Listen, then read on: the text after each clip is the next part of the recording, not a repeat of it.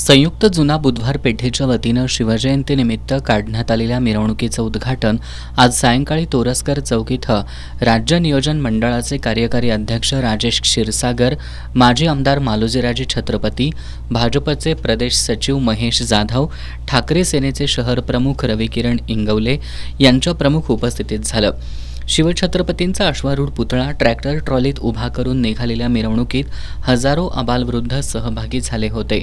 समाज प्रबोधन करणारे फलक, जय भवानी जय शिवाजीचा जयघोष आणि पारंपरिक वाद्यांच्या सोबतीला साऊंड सिस्टीम अशा उत्साही वातावरणात ही मिरवणूक काढण्यात आली.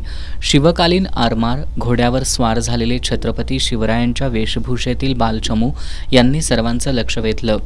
यावेळी संयुक्त जुना बुधवार शिवजयंती उत्सव समितीचे नागेश घोरपडे, माजी उपमहापौर दिगंबर फराकटे, सुशील भांदिगरे, उदय भोसले, पिंटू स्वामी, कुणाल भोसले, अनिकेत पाटील, महेश शिंदे, सुशांत महाडिक, समर्थ रेडेकर, गणेश पाटील, विकी कोकाटे, अमित चव्हाण, भास्कर कदम, रमेश गवळी, माजी नगरसेवक धनंजय सावंत, संदीप राणे, निलेश जाधव, हरीश राणे, अनिल पाटील यांच्यासह बुधवारपेठ आणि परिसरातील हजारो शिवभक्त उपस्थित होते.